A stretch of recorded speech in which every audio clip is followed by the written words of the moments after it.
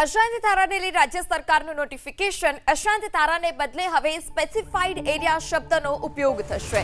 નિયત અને વિશિષ્ટ વિસ્તાર શબ્દનો ઉપયોગ થશે। સ્પેસિફાઈડ એરિયા જાહેર કરવા બાબતે હવે કમિટીની રચના થશે।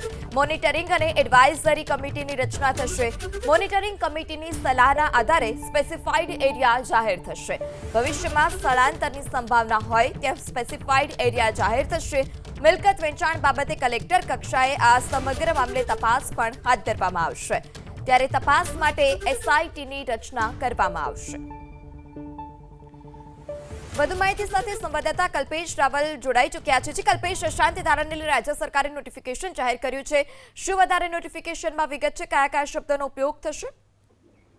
13મી જુલાઈએ આ નોટિફિકેશન બહાર પાડવામાં આવેલું છે અને જે અશાંત ધારા શબ્દ ઉપયોગ કરાતો હતો એની જગ્યાએ સ્પેસિફાઈડ એરિયા એટલે કે નિયત અથવા તો વિશિષ્ટ વિસ્તાર તરીકે હવે આ એરિયાને ઓળખવામાં આવશે અને એ સંદર્ભે મોનિટરિંગ કમિટીની પણ રચના કરવામાં આવી છે અને એસઆઈટીની પણ રચના કરવામાં આવશે।